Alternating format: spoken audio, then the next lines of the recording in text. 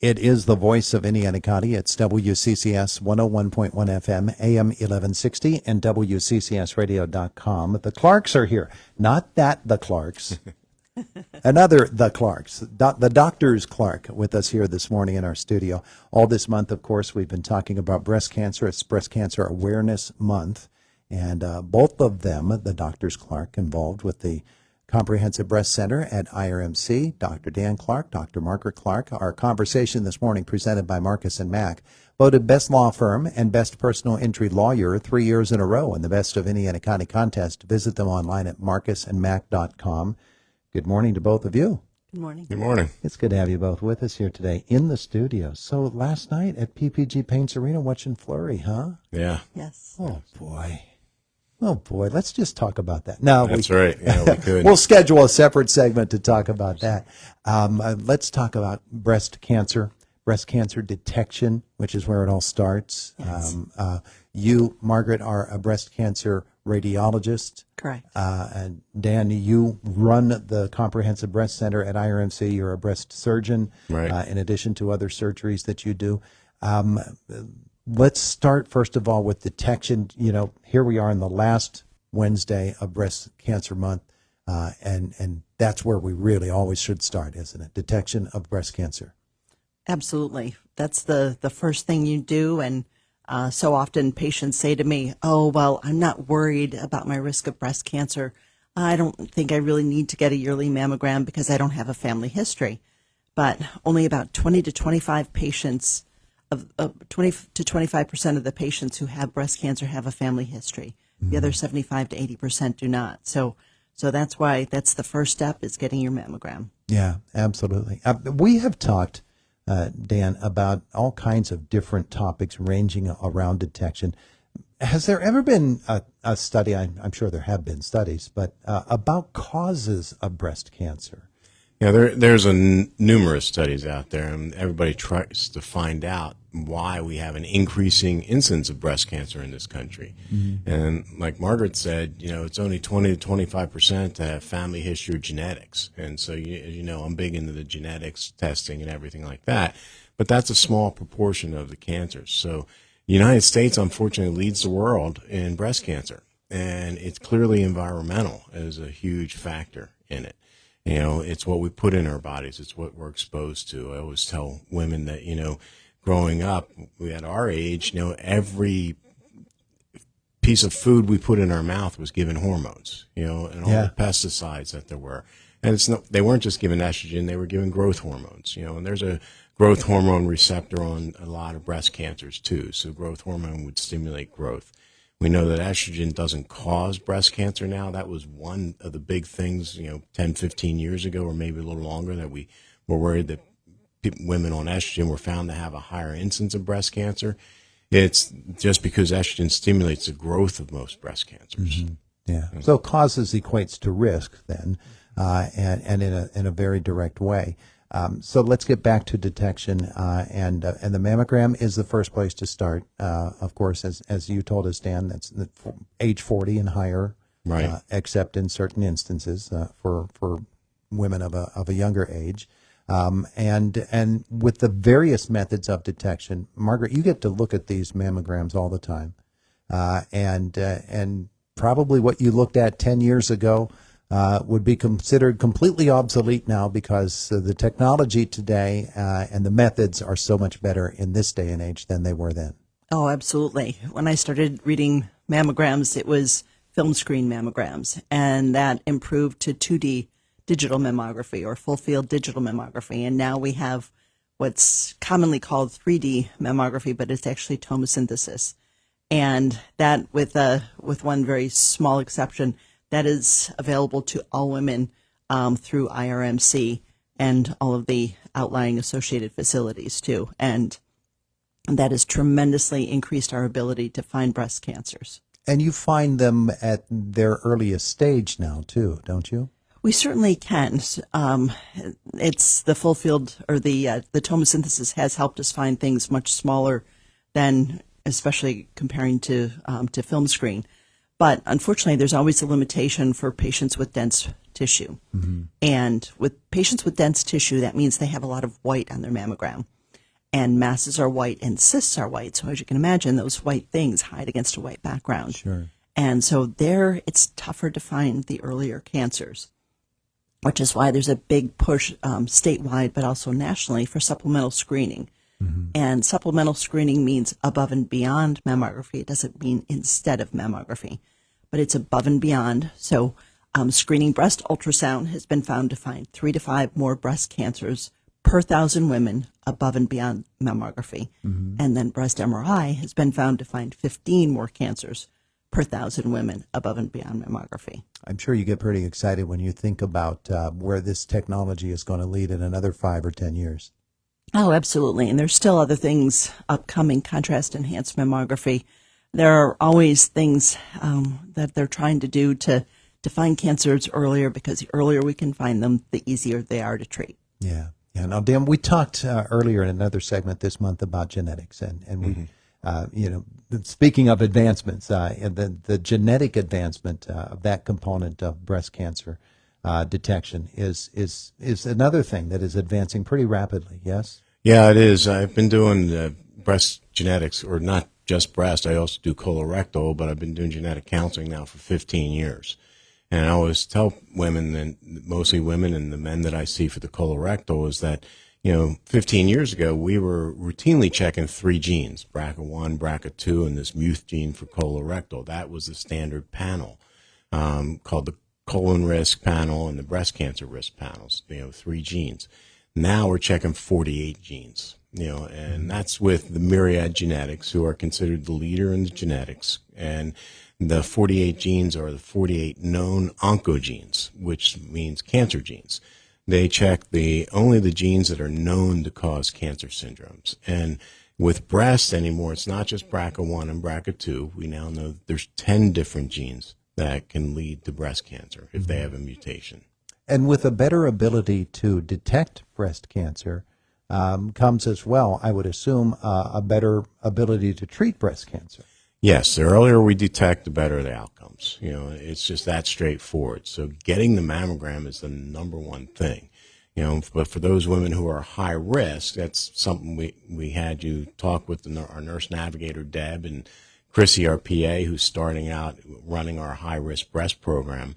With high risk, you're at an increased risk of getting breast cancer, over 20%. The national average is 13%. And if you're over 20%, it's considered high risk. And so that's where it's, even without dense breasts, it's recommended for supplemental screening. So we keep coming back to beyond mammogram, but mammogram is the number one.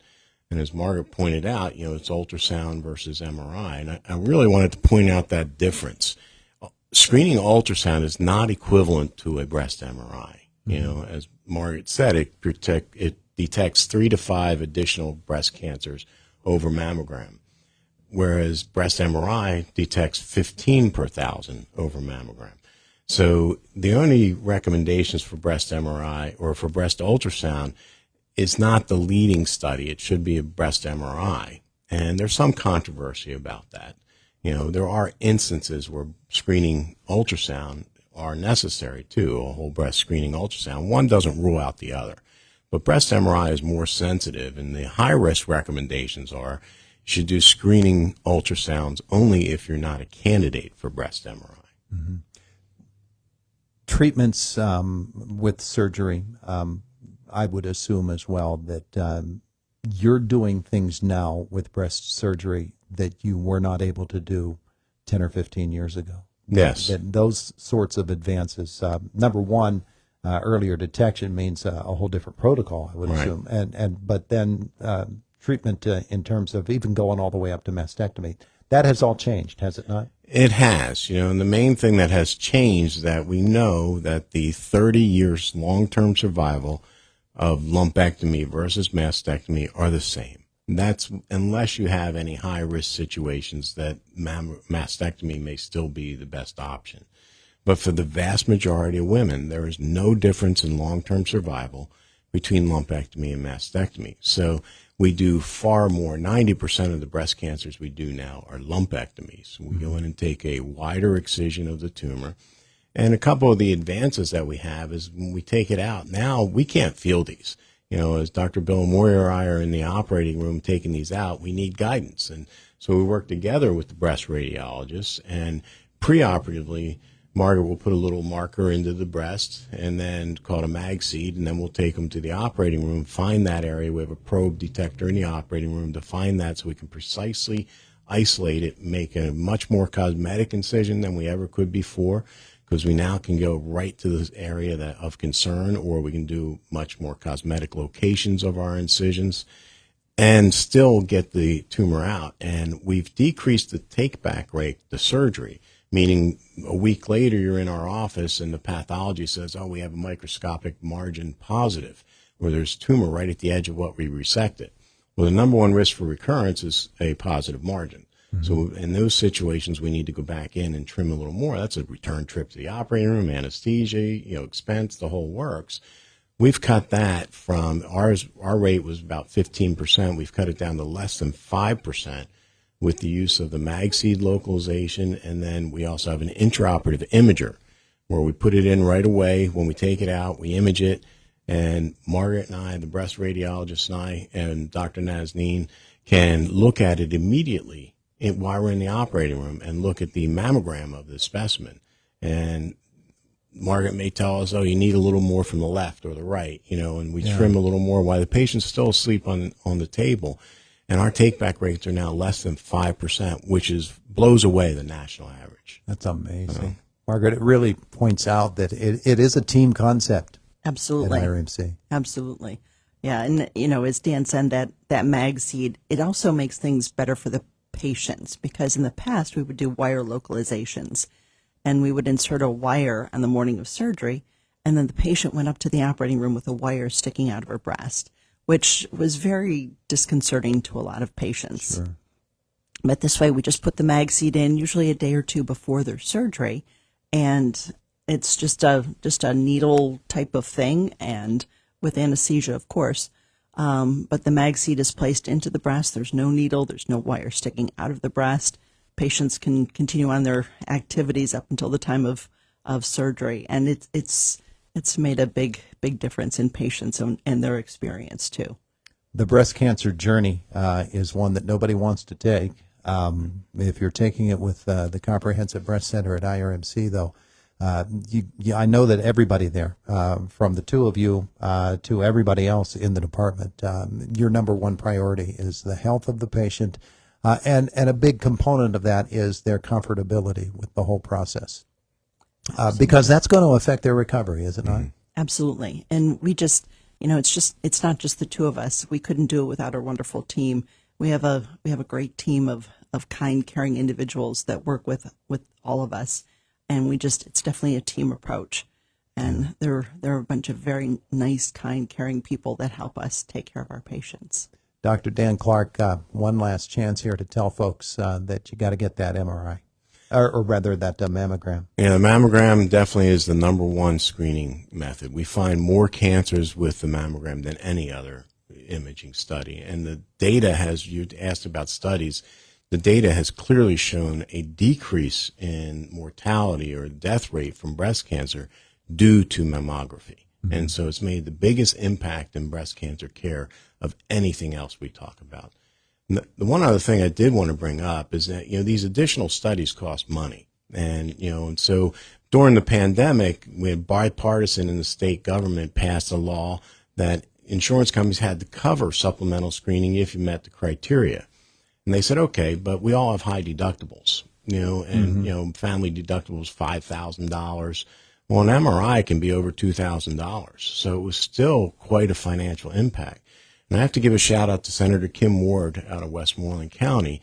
She's a breast cancer survivor and went through this herself and was hit with all the extra fees and saw the lapse in insurance coverage. And she championed a bill that was the first legislation signed into law by Governor Shapiro back in May called Act 1, which now insurance companies starting January 1st of this coming year have to cover the entire costs for supplemental screening with whole breast ultrasound or breast MRI and genetic testing for BRCA1 and BRCA2. It doesn't cover the entire genetic panel, but it does cover BRCA1 and BRCA2, which are still the most common genetic mutations. Wow. I'm hoping that in the future they'll expand that to cover the other 10 breast cancer Sure. genes, or other 8, breast cancer genes. Sure. But that's going to be a huge impact to our patients. The coming January 1st, there won't be out-of-pocket expenses for these supplemental screenings. Yeah. Ladies, get that mammogram. You can get the Mammo Mondays without scheduling it. You can just walk in at IRMC main campus, but you can schedule at IRMC main campus, IRMC at Chestnut Ridge, IRMC Northern Cambria. Correct. Thank you both for coming in. Thank you for you. spending an entire month talking about breast cancer awareness here in Indiana in the Morning. We appreciate it. Well, thank you, Todd.